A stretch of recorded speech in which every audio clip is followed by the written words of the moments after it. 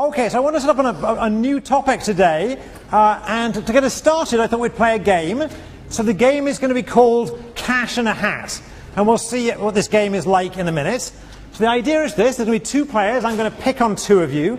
I hope I can find people who've brought some money to class. All right, so player one will have a choice. Player one can put nothing, $1, or $3 into a hat. The hat will then be given to player two, and player two can look at what's in the hat, and either she can match what's in the hat, i.e. add the same amount in, so 1 if it's 1 or 3 if it's 3, or she can simply take the cash. All right, the payoffs of this game will be as follows. Player one, if they put nothing in, they're not going to get anything. If they put 1 in and it's matched, then they double their money, so they get 2 back. If they put 3 in and it's matched, then they double their money, so they get 6 back, they'll net 3. However, if they put 1 in and player 2 takes it, they've just lost their $1. And if they put $3 in and player 2 takes it, they've lost $3. Right, everyone understand that? Pretty simple. From player 2's point of view, if player 2 matches, then they get their investment back plus $1.50 if they matched 1, so they get $2.50 back in all. And they get their investment back plus $2 if they match 3, so that's if they get 5 back in all. And of course, if they simply take the money out of the hat and put it in their pocket, then that's what they get in the game. Right, so once again, if player 2 matches with $1, it was $1 in the hat and she matches, then she gets back $2.50 for a profit of $1.50. If there's $3 and she matches 3, she gets back 5 for a profit of 2. And if she simply takes the money out of the hat and puts it in her pocket, then she gets however much money was in the hat.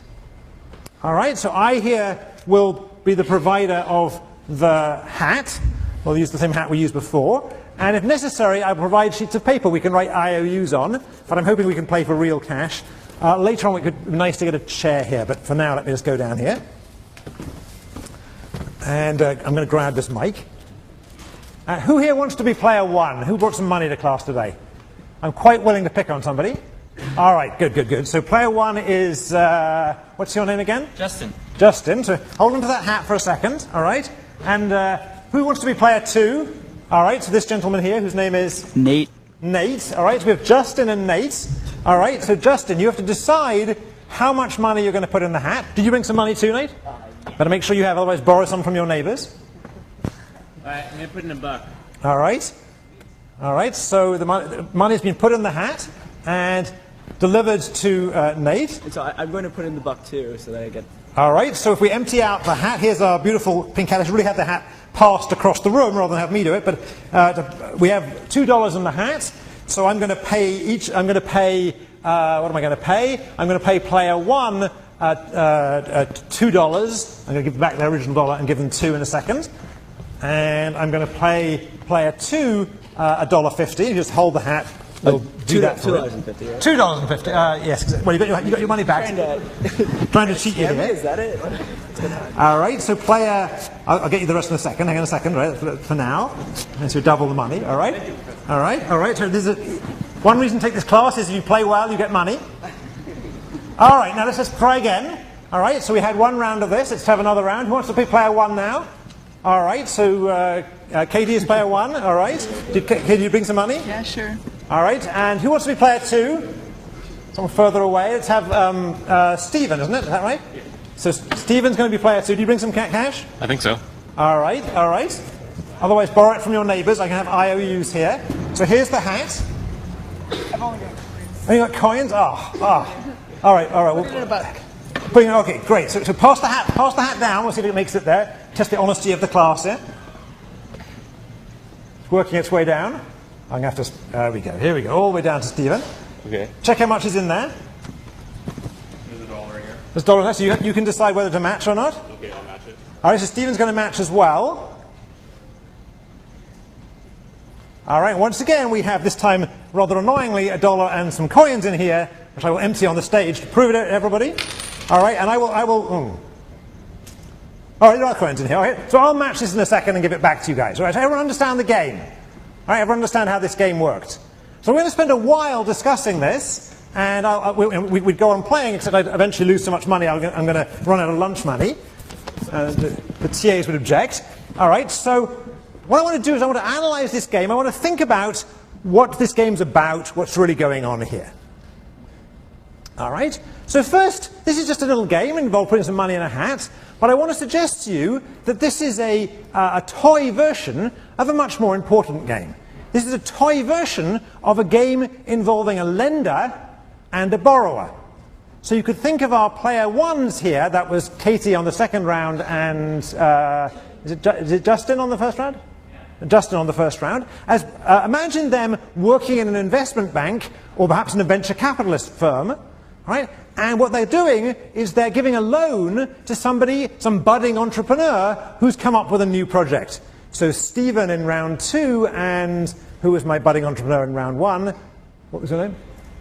Nate in round 1 have come up with some budding project. They've left Yale, perhaps after their junior year. They've left early because they've got some great idea for something which is going to make them millions. So either it's a new mousetrap or a new version of Facebook or something. And they go to that's Harvard, isn't it? So something better than the new version of Facebook, right? And they go to this venture capitalist firm. Maybe it's some firm in New York, or maybe it's the Yale Investment Trust, whatever, and they explain this great idea to them, and they ask for some money to invest in this firm to buy machinery and to pay early wages and so on. Right? And the lender, the guy who works at the venture capitalist firm, has to decide how much money to invest in this project. Right? After this money has been invested in the project, the person who borrowed it faces choices. They could go forward with their project, work hard, spend the money on the things they're supposed to spend, or they could just disappear to Mexico. All right? All right? Go back to Yale, for that matter. All right? And there's actually something in between they could do, which is less dramatic than disappearing to Mexico. They could just not work particularly hard, shirk, perhaps join in someone else's project, and just let the money run down without the lender really knowing about it. All right? So this is a very real problem that some of the budding entrepreneurs in the room are going to face when you leave Yale, and more of you who are going to end up working for investment banks, perhaps unfortunately, are going to face as well. All right? Okay, so we're going to spend the whole of today analyzing this, but before we even start, let's notice that there's something different about this game, other than its sheer triviality. There's something different about this game than games we've played all the way up to the midterm so far. What's different about this game? What's different? Yeah, can I get a mic in here? Sorry. Yes, what's different? The moves aren't simultaneous. The moves are not simultaneous. This is a sequential move game. Let me put the rules up here and bring this down. So for the first time, we're looking at a sequential move game. And we're going to spend most of the rest of the term looking at sequential move games, or at least looking at games that involve sequential elements. Now what makes this a sequential move game? Let's be careful about this. What makes it a sequential move game is not simply that player 1 moved first and player 2 moved second, although that's true. What really made this a sequential move game is that player 2 knew what player 1 had done before he got to make his move. Right? It isn't the timing per se that matters. It's going to turn out it's the fact that player 2 could observe player 1's choice before having to make his or her choice that matters. And notice, just while we're on the subject, more than that, player 1 knew this was going to be the case. All right, so let's get that down. So in this game, player 2 knows player 1's choice before she chooses. She being player 2. Let's say before 2 chooses. All right? And second, player 1 knows that this will be the case. And the way we dramatized this just now is player 1 put the money in the hat was transported across the classroom with people very honestly not stealing the money to player 2. Player 2 could look in the hat, could see how much money was in there before Stephen or Nate had to make their choice. Is that right? All right. So how do we go about analyzing games that have this sequential structure? So it turns out that a useful way to analyze them, and a way I want to get us used to today already, is to draw a tree. So in the first half of the class we drew a lot of matrices. Now we're going to draw trees. And for those people who haven't seen trees before, not a big deal. It's an object that looks like a tree. That's why it's called a tree. All right, so let's have a look. So in this particular game, here is player 1 making her choice. And in fact, she has 3 possible choices. She can put nothing, 1, or 3 into the hat. All right. Player 2 then chooses, although really player 2 only has choices to make if there's some money in the hat. And player 2 has 2 choices in this particular game in either case. Either player 2 is going to add $1 or $3 into the hat, or they're going to disappear off to Mexico, taking our investors' lunch money with them. All right. And let's put down the payoffs, and let's put down as payoffs the net gains they make. All right? So if nothing goes in, no one makes any money, so 0, 0 will be the payoff. If 1 is matched by 1, then the investor, the lender, doubles her money, so she makes a net profit of 1. If the money is taken out by player 2, then she loses 1. All right, down here, if 2 matches her investment of 3, she doubles her money again, so she makes a net profit of 3. And if the money is taken out, she loses 3. Everyone all right with that? Let's do player 2's payoffs. In the case in which he matches 1, he makes a net profit of 150. In the case in which he just steals the 1, he makes a net profit of 1. And down here, in the case where he matches 3, he makes a net profit of 2. He gets 5 back, but he'd invested 3 to start with. And here, if he just takes the money out, he makes a profit of 3. All right? So this game is just illustrated on the board. And for some of you, this is the first time you've seen a tree, but I'm going to claim it isn't such a complicated object. And we could spend a lot of time analyzing this in terms of connected graphs and so on, but it isn't really worth it. It's just a tree. All right? Okay, so let's just make sure we understand that the payoffs here represent player 1's payoff and player 2's payoff, respectively. All right. So how do we analyze what to do in these games? It's a good idea always to write up the tree, like it's a good idea to write up the matrix. But how to analyze what we should do? Well, before we do that, let me just grab the mic and find out from our players what they should do. All right? All right, so where was my first investor? All right. So, Justin, why did you put $1 in there? Well, if I put $1 in, he has an incentive to put $1 in too. If I put in $3, he's just going to take the money and run. All right. Okay. So what's Justin doing? Justin is looking forward, if you like. He's putting himself in player 2's shoes. This was who was our receiver? Nate's shoes, and anticipating what Nate's going to do. And as Justin said, if he puts in 3, Nate's going to have an incentive to take the money and run. In fact, what would Nate have done? If 3 had been in the hat, what would you have done? I like Justin, but I would have taken the money. All right. Even though you know Justin, you'd have taken the money and disappeared somewhere. We don't quite know, right? Right? Is the same true for the other pair? So okay, you also put 1 in. Is that your explanation as well? Same reasoning. Same reasoning. Okay, so everyone figured out what was going on. And once again, we think probably, let's try, Stephen, if there'd been $3 in the hat, what would you have done? I would have taken it. We've taken it. All right. So we're basically getting what's predicted here out of the game. All right. And let's just see that more formally, that idea. So the idea here is that the players who move early on in the game should do something we've always talked about before. They should put themselves in the shoes of the other players. But here, that takes the form of anticipation. Right? They're anticipating what players down the tree are going to do. Right? So the key idea here is anticipation.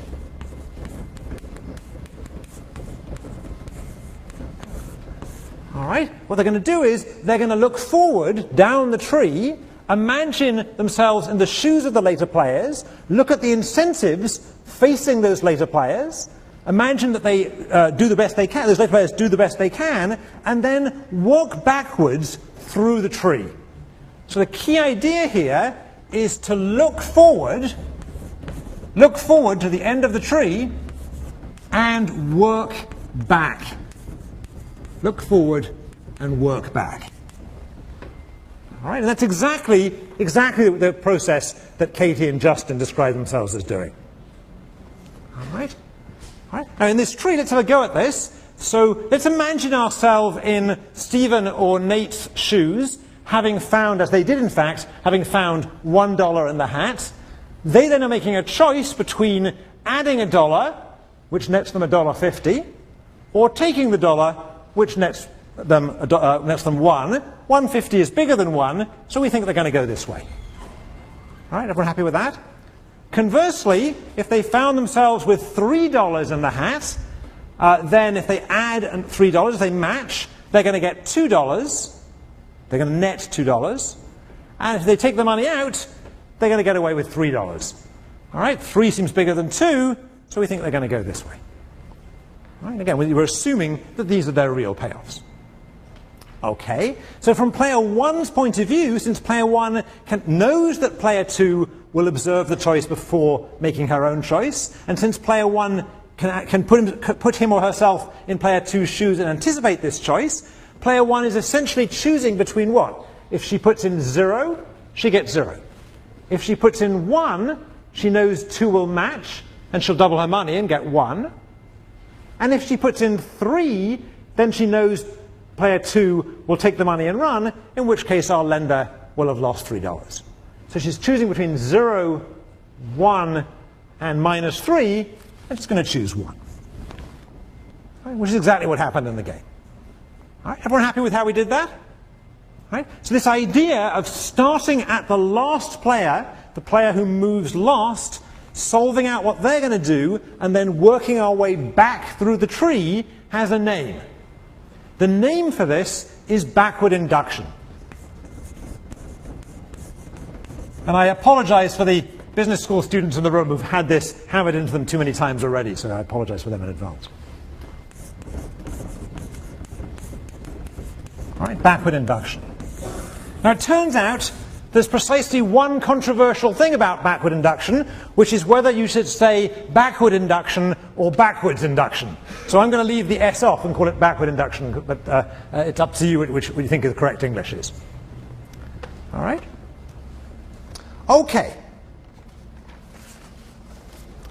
So since we've got this game here, let's talk about it a bit, this idea of the lender and the borrower. It's not an unimportant situation. We've simplified it down to a very simple choice here, but it's a very basic choice out there in the real world. All right?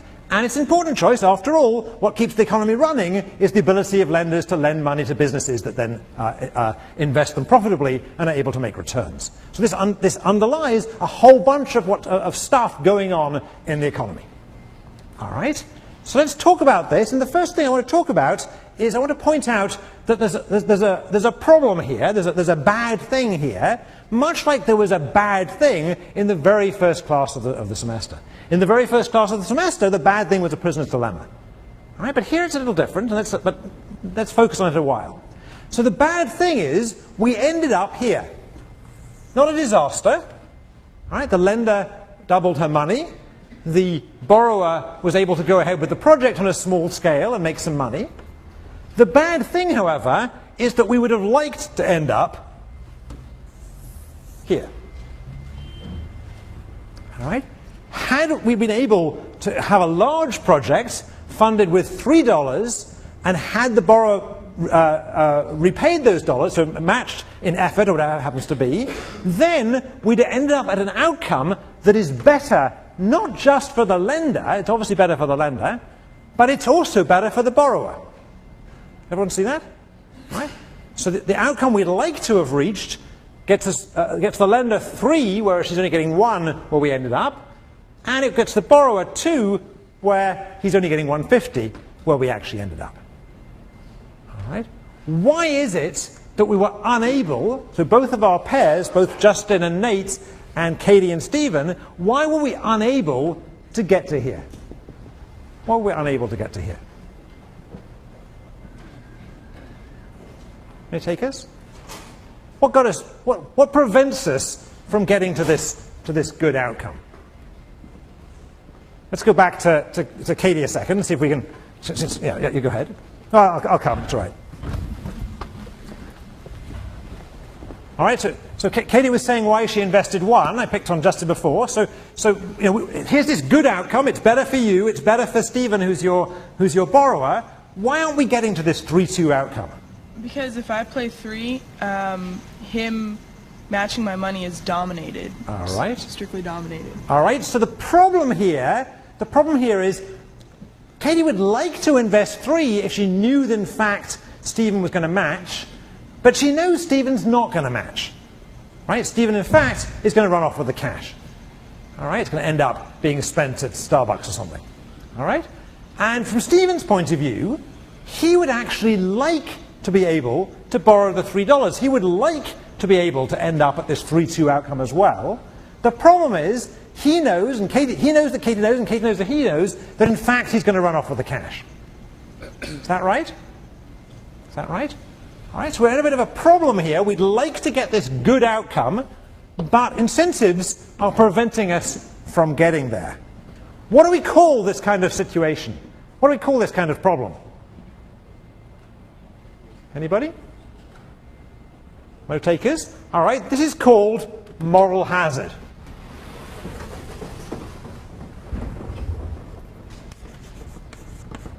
This is called moral hazard. How many of you have heard the term moral hazard before? All right, a number of people have heard it. So here we are, moral hazard. Here is the problem that the agent, in this case the borrower, has incentives to do things that are not in the interests of the principal. All right? If we're not careful, for example, by giving too big a loan, the incentives of the borrower will be such that they will actually not be aligned with the incentives of the lender, and that will prove to be bad for the lender. But notice, the existence of this moral hazard problem isn't only bad for the lender, it ends up being bad for the borrower as well. All right, let me give you another example. In insurance, there's a classic, probably the classic moral hazard problem. If an insurance company insures me against having my car stolen, there's a moral hazard problem in that I might, if the car is fully insured, I might now have the incentive not to bother to lock my car or to leave it anywhere on the street in New Haven. All right? All right? Because I'm not bearing the cost anymore. All right? So we need to be able to, the insurance company needs to worry about that in writing an insurance contract for me. And in practice, what the insurance company does is it forces me to take a deductible. It doesn't allow me full insurance. It makes sure that some of the cost of having a car stolen is going to fall on me. That's bad for me, by the way, because it means I can't get full insurance. All right? And notice that what happened here is rather similar. In this case, both the lender and the borrower would rather have a big project, a big loan, and have the agent pay back that loan. They'd prefer this 3-2 outcome. But they can't get there, and therefore, rather than having a full-scale project, Katie or Justin only offered the borrowers a small-scale project. All right? So the idea here, in this example, what happened was we kept the size of the project, or the size of the loan. You could think of this as the project if they're borrowing something. Small to reduce the temptation to cheat. Okay, to reduce that temptation not to repay the loan. All right. So these problems are all over all over society, but they're particularly prevalent in situations involving lenders and borrowers. All right. So a good question is, how might we solve this problem? A lot of you are about to go out and try and borrow money to set up your projects, to run your new version of Facebook, whatever. And a lot more of you, as we said before, are going to end up loaning money, perhaps someone else's money, probably, at least for a while. And we want to know how you might solve this moral hazard problem. We've seen one way to solve it. One way is simply to keep the size of the project small. What else could we do? Let me come down and try and have a bit of a discussion. What else could we do? So Stephen, what else could we do? You were the borrower. What else can you do? Like impose laws. We can impose laws, okay. So we could impose laws, much like we talked about in Prisoner's Dilemma. We could regulate this market. There's going to be a little bit of a problem we're going to run into in regulating the law, in using the law here. What's the problem we're going to run into here? Well, I mean, we do have laws that regulate borrowers and lenders. What's the law that regulates borrowers and lenders? Bankruptcy law, right? So we have law that regulates to some extent what lenders and borrowers can do. One of the things we do in that law is we limit the degree to which we're allowed to punish the borrowers. Right? So bankruptcy law pretty much says we're going to put some limit on how much Katie can inflict pain on Stephen for running off with the lunch money. Right? Stephen can simply say, I can't repay, I'm bankrupt, and he's more or less allowed to get a fresh start. So the law would be good here, but there's limits to what we can do. Right? We could go back to the Dickensian world of throwing Stephen in jail for not repaying the loan, but it's tough. There are downsides to that, it turns out. All right. So what else could we do? Yeah, I'm going to have to dive in there a little bit. So shout into the mic. The venture capitalist can impose restrictions on what the person can do with the money. All right. So he could try and say, there's only certain things you can do with the money, and for example, to make that credible, what he might have to do is to say, show me what you're going to do with the money, show me the receipts. Right? Another thing you could say is, I will only give you the money if you show me exactly how you're going to spend this. Right? That's a good solution. Notice that you could regard that as changing the order of play. Right? It's a little bit like saying, let's have the borrower have to move first. Let's have the borrower have to commit what their actions are going to be, how they're going to spend the money, before, and show the contracts before the lender lends them the money. Right? And that's a good solution. But again, there are limitations to this solution. What are the limitations to that solution in the real world? Let's go back to all of you who are thinking about making millions with your new Facebook. What are the limitations to having some contract with the bank, with Chase, saying exactly how you're going to, not only saying exactly how you're going to spend the money, but actually detailing it already with contracts ahead of time? What are the problems with that? Someone else? Someone's thinking of going into business here? Let me pick on somebody a second. So what's your name, sir? Kelly.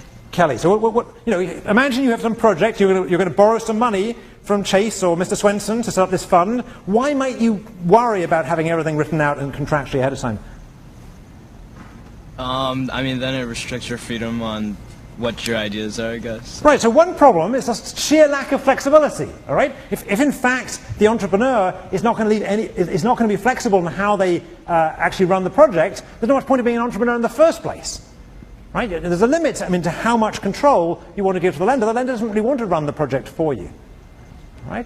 There's also simply a problem of timing. It's simply not going to be possible to specify all the expenditures of a project up front. You're going to need some money to do some things ahead of time. All right? So it's a good idea. Changing the order of play is a good idea, but there's going to be limitations to this. What else could you do as the lender? What else could you do? Thinking of loaning some money in here. Loaning some money to one of your classmates for some project. Let's try again. Something like loan money over time in stages and observe progress. Good. So one possibility is to break the loan up and give it, let it come in small installments. If you do well on the first installment, I'll give you a bigger installment next time. All right? And notice that that's a little bit like something we talked about the very first week. It's a little bit like taking this one-shot game and turning it into a repeated game. Right? It's turning a one-shot interaction into a repeated interaction. And we'll come back and talk about repeated interactions later on in the course. Again, notice that there might be some limitations to this. I mean, I think it's a good idea, and in general you should be trying to do this, but it could just be that to set up for Nate to set up his new Facebook and for Stephen to set up his new mousetrap factory, they just need a chunk of money at the beginning. There may be some limit to how little money you can give them at the beginning, since they have to hire workers and set up the factory and make some big splash in advertising and so on and so forth. All right, so again, it's a good idea, but there may be limitations here. What else could you do? Let's have a look at the numbers on the board. Right now, the numbers on the board say that if Stephen's mousetrap project, were you the Facebook or the, if Stephen's mousetrap project goes well, and it ends up being a big project with lots of money available, there are 5 units of money available in profit, right? 3 plus 2, right? And the way we've designed things so far, our lender, I gave you these payoffs in the game, the lender is going to double her money. She's going to get 6 back to net 3, and Stephen's going to get 2. So the division of that 5 is 3 and 2. But we don't have to divide the money like that. If you're a lender, you may want to think about how you divide up the spoils of a successful project. All right? So how else could you divide up those $5, that 3 plus 2, in a way that might be better for everybody? Nate? Give the investor $3.01 if they do that other choice, and then take a little bit of a hit, but that way you'll still have something that's pretty optimal to the other choice that we came to before. All right, I'm guessing people didn't hear that, but that was right, so just say it. That's exactly right. So what you could do here is you could redesign the payoffs of this project in the event that it's successful. All right, what you could do is take these 5 units of profit, and instead of having 3.2, let's write it in a different color, we could give the borrower, the entrepreneur, 3.1, leaving 1.9 to the lender. All right, so we could change the payoffs of this contract to be 1.9, 3.1 in the event of a big project. Why does that help?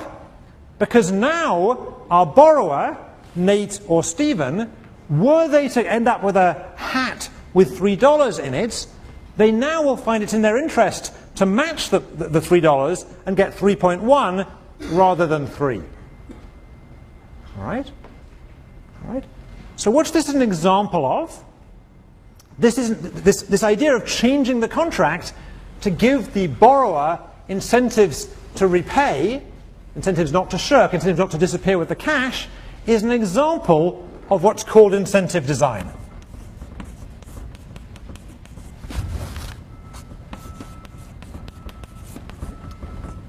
All right? So the idea here is in a lot of businesses, incentives are not given by God, they're designed by the people who write the contract. All right? And if you're either the borrower or the lender, you should be thinking about writing a contract that's going to achieve the end that you want. Now notice in this particular example, exactly as Nate said, the lender is going to take a bit of a hit here. They're not going to get 100% return, but they're ending up doing better than they would have done by giving a small loan. All right? They've ended up getting 1.9 rather than 1. Right? They're getting 1.9 rather than 1. So in this particular example, it won't always be the case, but in this example, they're taking a smaller share of a larger pie. And sometimes a smaller share of a larger pie is bigger than a larger share of a smaller pie. Not always, but sometimes. Right? The reason the pie is larger is we're able now, in an incentive-compatible way, we're able to go ahead and have a large project. So in this example, the smaller share of the larger pie actually ended up being bigger than the larger share of the smaller pie. So a smaller share of a larger pie can be bigger than a large share of a small pie. Not always, of course. All right, this is just an example. All right. Now let's just be a little bit careful here. All right, so in this particular example, even though this 1.9, this return that our lender is able to make by accepting a smaller share of a larger pie, even though it's a bigger absolute return, it's smaller in another sense. In what sense is it smaller? Let's be careful here. So we're simply to say, look, it's 1.9. 1.9 is bigger than 1. That's got to be a good thing. But since some of you actually are going to go out into investment banks, and you might be posed this question, let me just make sure we don't make a blunder that's going to spoil your interview. So what might you be worried about as an investment banker about this deal, about this contract? Somebody else? Anybody else? I'll come down again. That's all right. What might you be worried about? Who here, be honest, who here has been interviewing with either investment banks or venture capital firms or private equity firms? Raise your hands. Oh, come on, it's going to be more than that. All right, all right. There was a hand. Where was the hand at the back? There was a hand way back here. No? Yeah? So what might be wrong with this project from your point of view? Actually, can I get the mic on that side? This gentleman here. What might be wrong with the project from your point of view? If you could actually just find 3 small projects, then you could still get 100% returns just by dividing it up. Good, good. You're going to make lots of money from Morgan Stanley, whatever it is. Good, good. Your name is Brian, right? So there's a good ad to hire Brian at Morgan Stanley. All right, all right. So what Brian said was, it's true that you're making a bigger absolute return here. This is a bigger absolute return. But this return up here is 100% return on your capital. The rate of return on capital is higher making 100% return on an investment of 1 than making a 1.9 return on an investment of 3. The rate of return is better in the smaller case.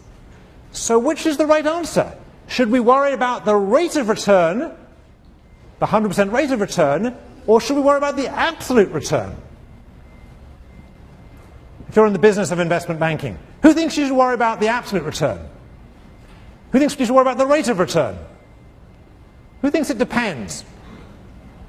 What does it depend on? What does it depend on? Yes, keep you from falling off this thing. What does it depend on? Somebody said it depends. What does it depend on? Depends is only a good compromise vote if you know what it depends on. Yeah, the gentleman here. Since an investment banking firm only has a limited amount of money to invest, you want to see if you can get a higher rate of return investing elsewhere. All right. So I think you're on the right lines. There's 2 things to worry about.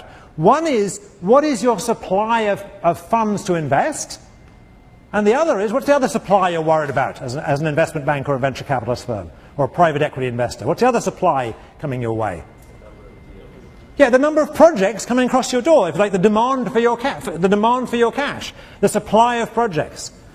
All right? All right, so what we have to worry about here is what is the true opportunity cost of that money. All right? If there are very few projects out there, all right, then you basically just want to go down the list of projects picking off absolute return. However, to go to the other extreme, if there's an infinite supply of projects all coming in, all of which will offer 100% return, then as our banker at the back told us, you should just go for 3 small projects rather than 1 large one. Right? But the question of which is better, it isn't as simple as saying, yes, we should always go for 3 small projects. There may not be 3 small projects out there that offer 100% return. All right, so what's going to matter here is what's the true opportunity cost of the capital, and that's going to depend on what projects are available to you. All right, this was just an example of incentive design. Just one example of incentive design. Let's talk about other examples of incentive design. Incentive design's been a lot in the news lately. Who else tends to have incentive contracts other than borrowers? Who else out there tends to have incentive contracts? It's a big topic in the news these days. So who has incentives written into their contracts? Yeah, way over here. Let me run over at the risk of blurring the camera. All right. So who else has incentives in their contracts? Managers. Managers. All right. So CEOs have huge incentive clauses in their contracts. All right. Sometimes in the form of options. All right. Why do they have those incentive clauses in their contract? Well, there's 2 interpretations of this. One interpretation is it's just a bad thing and they're just trying to screw the world. But there's a more moderate view of this. The more moderate view of this is that those incentive clauses in their contracts are attempts to align the interest of the managers with the interest of the shareholders. just as this contract is attempting to align the interest of the lender and the interest of the borrower. All right? So by managers, I took you to mean CEO, but what other kind of managers recently in the press, very recently, this weekend, have been talking about incentive contracts? Somebody way over there. I'm caught on the wrong side as usual. But, yeah, can I squeeze through? I'll try and squeeze through. Can I squeeze through? Sorry. All right, sorry. Here we go. Where was it? Where was my answer to that question? Here we go. Managers of baseball teams. All right, so managers of sports teams also have incentive contracts these days, right? Incentives to achieve certain levels. All right? Here it's not quite clear to me exactly what's going on. Right? We call those incentive contracts, but you might want to worry a little bit. I mean, do we really think that the manager has an incentive to lose otherwise? Right? So part of what's going on with incentive contracts isn't actually incentive contracts. Part of it is about sharing the risk. Right? And particularly in the kind of contracts that have been written about over the weekend with Joe Torre's contract for the Yankees, which he turned down, is partly perhaps to give him incentives to try and win, but perhaps is more to do with sharing the risk among the general manager and the manager of the team if they don't make it to the playoffs. But all right, they're still incentive contracts. Now we see incentive contracts elsewhere, and we've seen them since the Middle Ages. Right? So in the Middle Ages, incentive contracts took a particular form, and the form was called, well, two things: piece rates. Let's put it up here. Piece rates.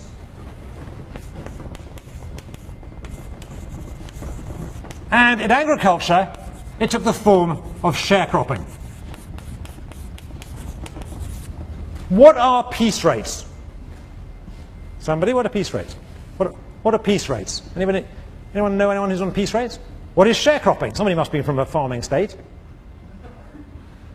Yeah, there's somebody out here. The guy in orange out here, yeah.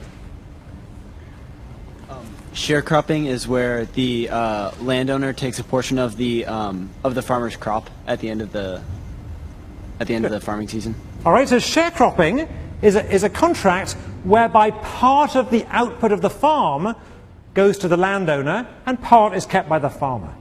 All right, going back to the Middle Ages, part of the output would stay with the peasant and part of it would go to the lord of the manor. Right? Piece rates are a similar idea. Rather than paying wages to workers, just bundles of cash, the amount at which they're paid depends on output.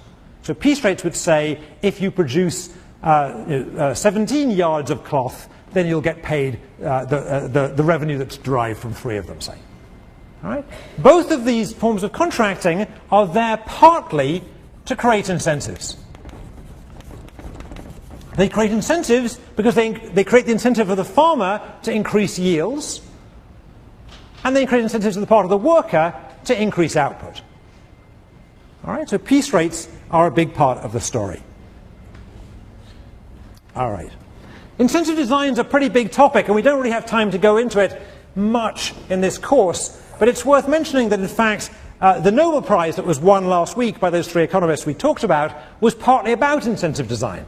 Right? So it's regarded as an important enough topic for the design of incentives across society as a whole to have been worthy of winning the Nobel Prize. And my guess is there's another Nobel Prize that's going to come out in this same area in the next 5 or 10 years. All right? Just to make it clear, you can have problems. You can write incentives badly. It's a classic story that you've all heard of, I'm sure, that often in the provision of public goods, let's say bridges or highways or tunnels, the incentives for the construction companies tend to be rather badly written. They're meant to have incentive clauses, but they never seem to quite get them right. It's easy to get these incentives wrong.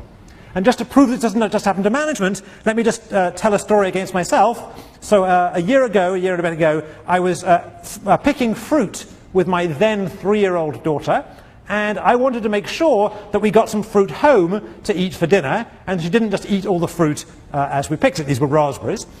So I decided to have a rule that sounds efficient. I said, well, any item of fruit that gets picked that's in good condition, we'll take it home for dinner, but if it's squashed, then we'll eat it then and there while we're picking the fruit. All right, so my 3-year-old proceeded to go along the bushes of raspberries, picking the raspberry, turning around to me and saying, squashed, and putting it in her mouth.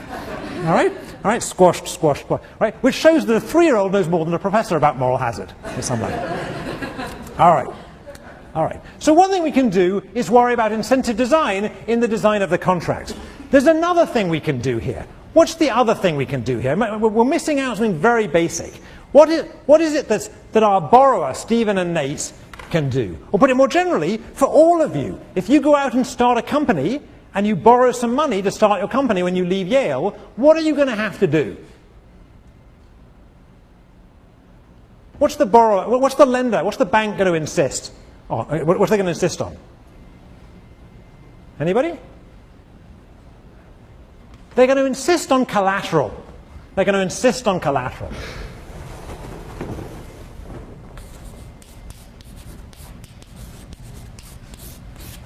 What is collateral?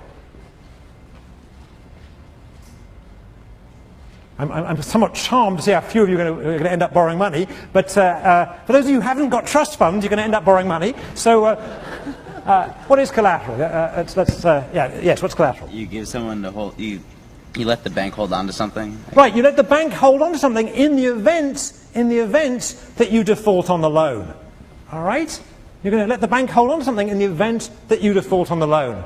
Now, for most people here, what are they going to post as collateral? Let's assume that we're back to our original contract here. We can't do this. We're back to our original case. What are most of you going to end up using as collateral if you borrow money? Yeah, everyone take a house. I'm guessing that for most of you, I'm not going to look around the room because I don't know how many trust fund babies I've got in the room, but for most of you, it's going to be what? It's going to be your parents' house. All right? All right? So why is it that your parents' house being posted as collateral is going to prevent you from disappearing to Mexico with the loan? Well, let's have a look at how that changes the payoffs. Now, if you take the money and run, you disappear to Mexico, but you end up with $1 minus a house here and $3 minus a house there. Of course, we're relying here on you liking your parents enough not to mind about the fact they'll be sleeping in the rain, but as long as that's the case, I think with high probability, you're now going to decide to return the loan, at least if you can. Is that right? Now notice that the way in which this collateral worked, there's a subtlety to how this collateral works. You might think that the way in which collateral works is that now the lender feels safer because even if you end up defaulting on the loan, at least they get this house. All right? And that's true. There's some truth in that. But that's really not the key here. Right? Frankly, most bank lenders don't want your parents' house. Right? I mean, your parents might have very nice houses, but this isn't a good housing market right now, and they don't particularly want to see your parents on the street. The way in which this works is not so much that it gives an extra positive return to the lender. The way in which it works is it gives an extra negative return to the borrower. All right, so let's just do this backward induction again with the house in place. All right, so with this house in place, as before, you'll return the loan up here. But now, provided you like your parents enough, you would also return the loan here, because you'd prefer $2 to $3 minus your parents' house, in which case you'll get a loan of $3. All right?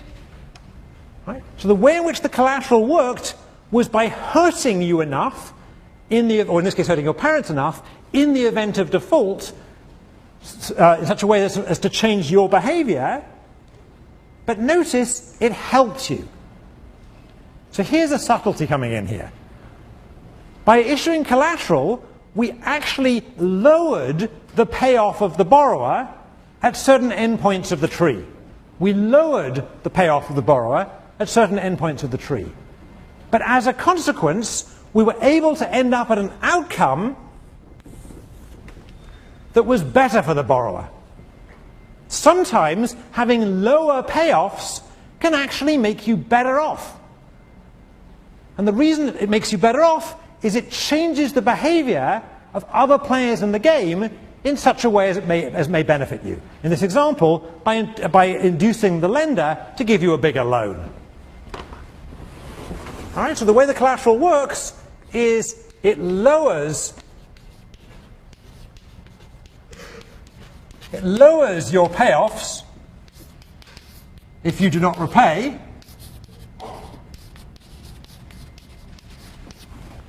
but it leads to you being better off.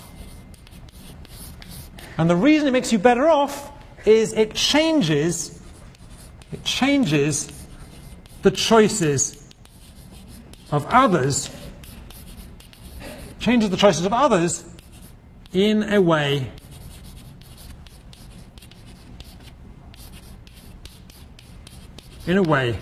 that helps you.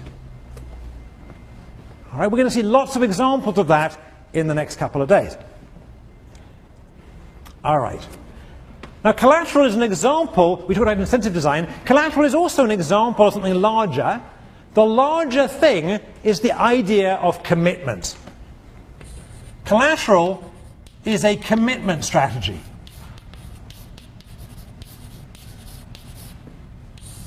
It's a commitment strategy.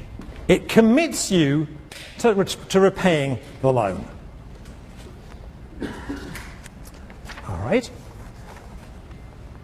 I want to give another example of a commitment strategy. I think this idea of commitment is an important one, and we have just about time to do it.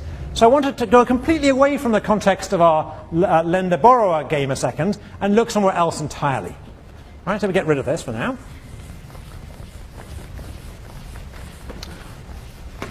I want to take us back to 1066. What happened in 1066? What happened in 1066? I know this is America and no one gets an education anymore, but still, what happened in 1066? The Norman conquest took place in 1066, right? So the Norman army invades from Normandy, led by William the Conqueror, and lands on the Sussex beaches at Hastings. All right? And what I want to imagine is a game involving the Norman army, or William the Conqueror in particular, and the Saxon army. All right? So here's the little game. So we're now in the area of medieval military strategy. All right? And here is the game. We'll start with the Saxons here. The Normans have already invaded, so I guess the Normans have already moved. But here's the Saxon army making a decision. They're deciding between fighting and the important medieval military tactic known as running away. And of course the Normans are going to know whether the Saxons are actually going to charge down the beach and attack them, and they are going to have to decide whether to fight or run away.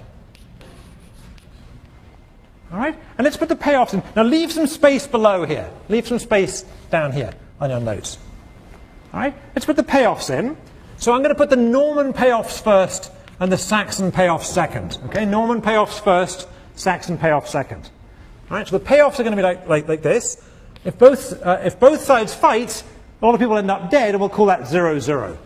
If the Saxons fight and the Normans run away, the Saxons get 2 and the Normans get 1, because at least they're alive.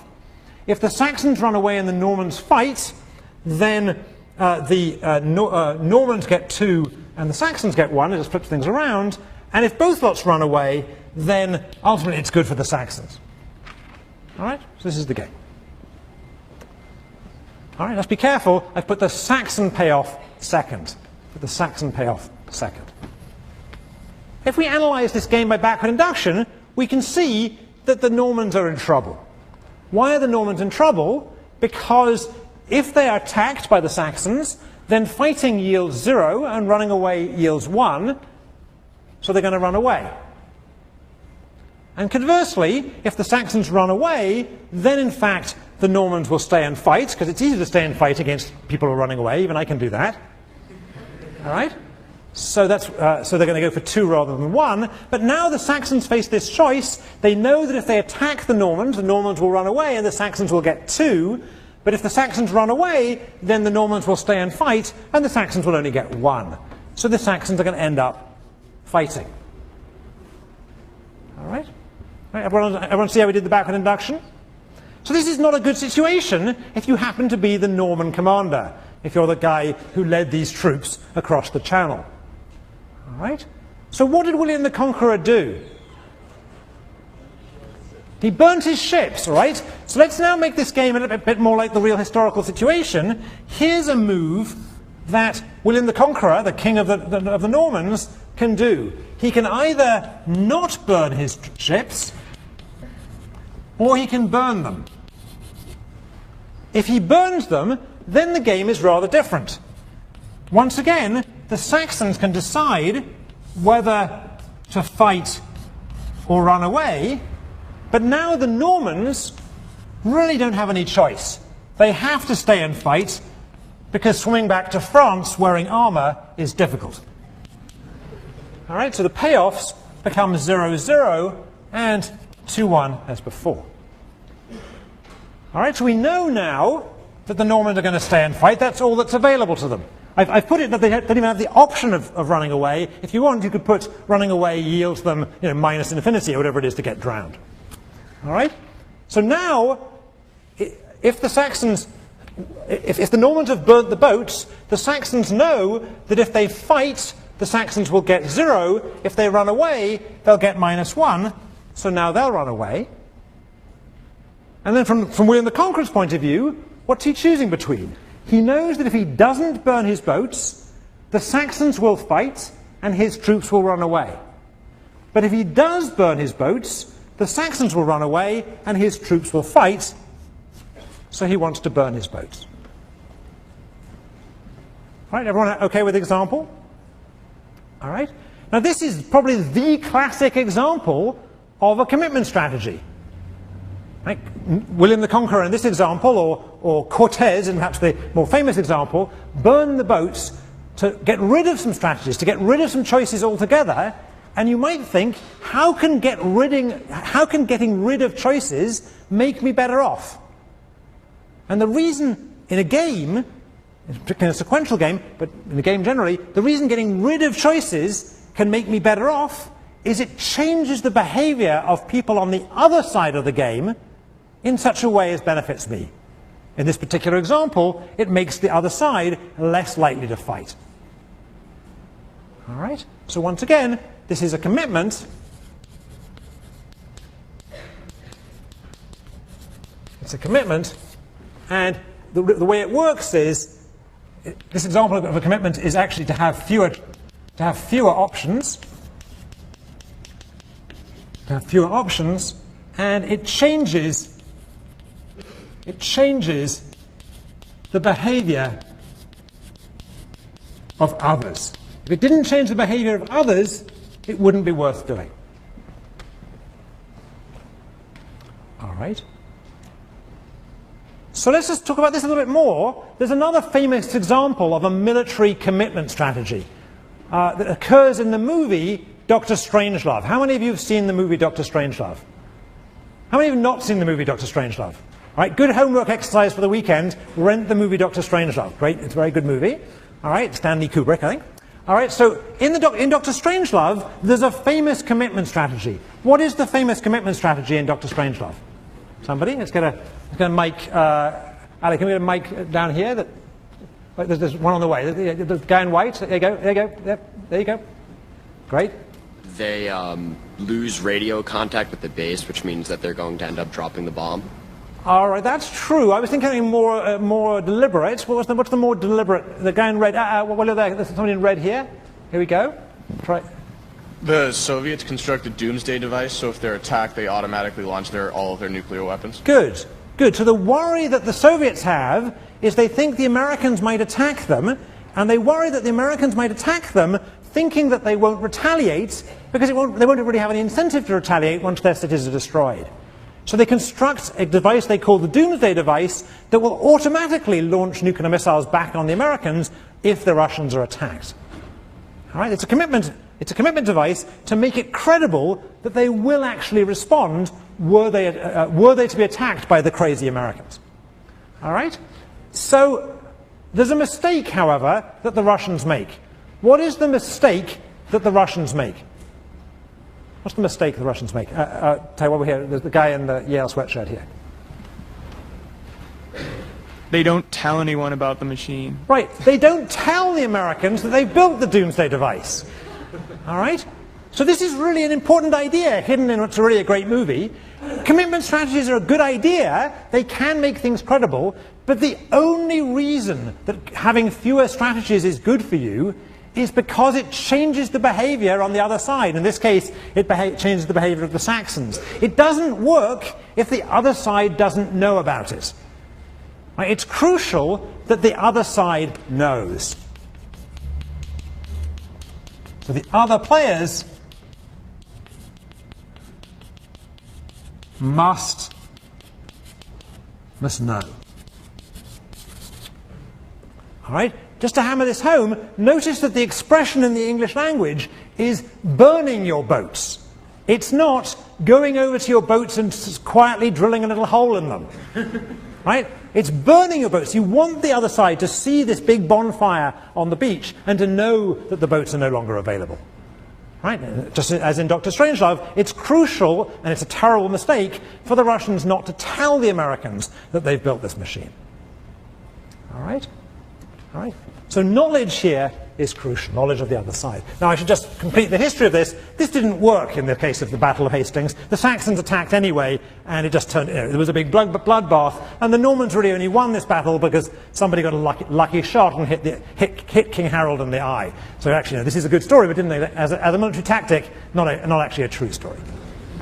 And I do that, I'm adding that in because otherwise I'm going to get hundreds of letters from people who watch the video. All right. Now we've had a bunch of lessons today, but I'm not done. I want to play one more game. Before I do though, I want to make sure you understand. We're going to play another game, so everybody stay put. I want to make sure that there's a bunch of lessons on the board, and I want you to understand what's important and what's more important. Everything's important, but some things are more important. All right? So the idea of commitment is an important idea, and the idea of incentive design is an important idea, but there's one idea here that is more important than anything else. And that idea is backward induction.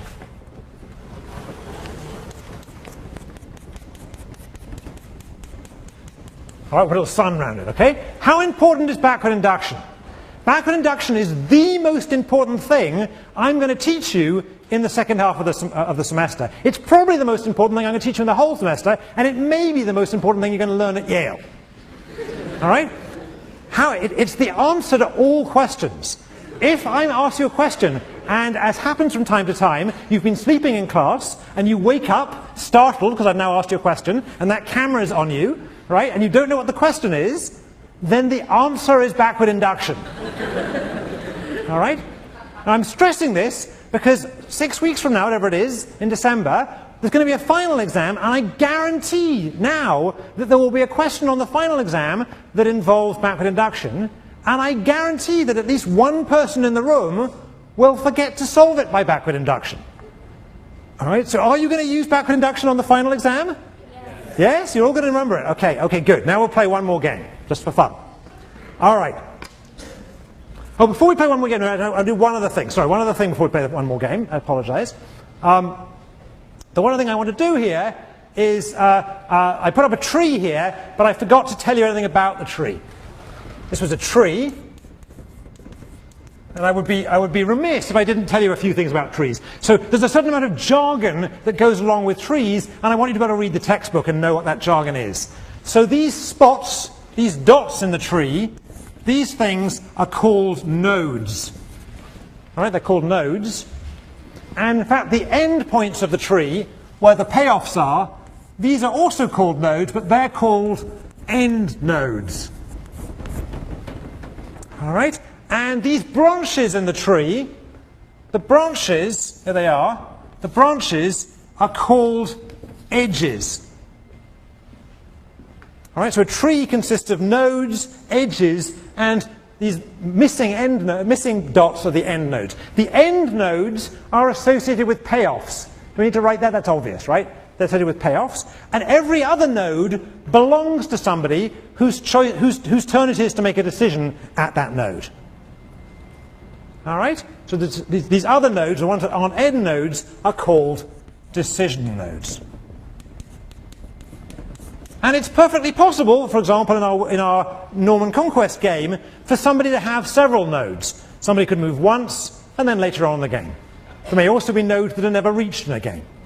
One last piece of jargon, a route through a tree from the beginning to an end is called a path.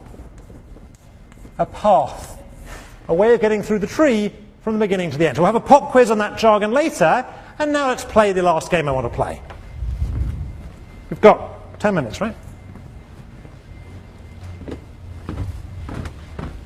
Okay, everyone understand the jargon? I want to play a game now, all right? So the game we're going to play is a game we're going to call the Hungry Lion game. All right, it's the Hungry Lion game.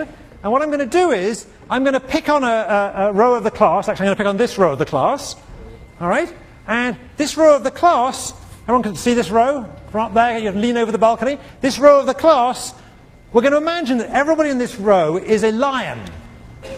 All right, do they all look like lions? Not much, but no, pretend they're lions, right? Suspension of disbelief. All right? They're all lions, and they're all hungry. Right? Except for one person, who's this guy at the end, whose name is Alex. So Alex is a sheep. Alex had the misfortune of wandering into this pack of pride of lions, and is liable to get eaten because they're hungry. All right? However, one thing stands between Alex the sheep, and being eaten. The one thing that stands between him and being eaten is that in lion society, the only lion who is allowed to eat the sheep is the head lion, the big lion, whose name is Ryan. Right? Ryan is the head lion here. Right? Only Ryan can eat Alex the sheep. No other lion can eat Alex the sheep. All right? Now there's a catch if Ryan eats Alex. If Ryan the lion eats Alex the sheep, the catch is that if Ryan the lion eats Alex the sheep, then Ryan the lion will fall into a postprandial stupor, fall asleep, at which point the second largest lion, whose name is Chris, can eat Ryan. And notice, Chris can never eat the sheep. He can only ever eat the lion, the big lion, and only then if the lion has eaten the sheep and falls asleep. This is very strict. Right? Lion society is very hierarchical, like England. All right? Right? If, however, Ryan the lion eats Alex the sheep and is then falls asleep and is then eaten by Chris the lion, then, and only then, he will fall into a stupor, at which point he can be eaten by Isabella, who's the third largest lion, and so on. Ever understand the game? All right, no questions, no talking among yourselves. Write down what you would do if you were our key decision maker, who is Ryan the lion. But before we write it down, can I get Alex to stand up a second? Stand up. All right, camera on him. All right, this is the menu. All right, thank you. All right. Okay, so you have to write down in your notepad whether you, Ryan the lion, in Ryan's shoes or paws or whatever, whether you would eat Alex the sheep. Everyone written something down? All right, now let's ask Ryan the lion what he's going to do. So Ryan, are you going to eat Alex the sheep? No. He says no, he's not going to eat. Why not? Well, because then I'd be... Shout out. Then I'd be eaten as well. Then he'd be eaten. Well, let's see if he would have been eaten. So had he eaten Alex the sheep, then he would have fallen asleep, and then he'd have been in danger of being eaten by Chris. Chris, would you have eaten Ryan? No. So he wouldn't have eaten him, in fact. In fact, it looks like Ryan would have got a free lunch. Right? There are no free lunches in economics, something's wrong. All right? And why is Chris worried about it? Chris is worried about it because Chris is worried about Isabella eating him. And what am I doing wrong? What's wrong with this analysis? By the way, before I say what's wrong, how many of you in Ryan's shoes would have eaten the sheep? And how many of you would not have eaten the sheep? Okay, what am I doing wrong? I'm in totally the wrong part of the room. I shouldn't be here at all, right? I shouldn't be at all in this part of the classroom. I can't get round. Wait a second. Excuse me. All right, I should be... Which row were my lions? Where's my lion row? Okay, we go. I should be way over here with the baby lion, whose name is... Ege. Yeah. So Ege is a little baby lion, very cute. But Ege, if he gets a chance to eat, is going to eat. Why is he going to eat? Because there's no one to eat him. All right, so if Ege gets the chance to eat the second babiest lion, whose name is John, then Ege will eat. All right, so if John gets a chance to eat Ben, is John going to eat Ben? John, are you going to eat Ben? No, John's not going to eat Ben because John knows he'll get eaten by Ege. So Ben, if you get a chance to eat Vidar, are you going to eat Vidar? Wait a second. So we just argued that if you eat then the second largest lion, whose name was John, is not going to eat you. Yes. Yes, okay, so we know the littlest lion's going to eat, so the second littlest lion is not going to eat, so the third littlest lion can eat safely, so the fourth littlest lion should not eat, right? So the fifth littlest lion should eat. We've got eat, not eat, eat, not eat, eat, eat, not eat, eat, not eat, eat, not eat, eat, not eat, eat, not eat, eat, not eat, eat, not eat, eat, not eat, eat. Is that right? Is that right? So in fact, he should have eaten him. But the more important point is, how should we have analysed this game? What should we have used? Backward induction. How many of you used backward induction? Be honest.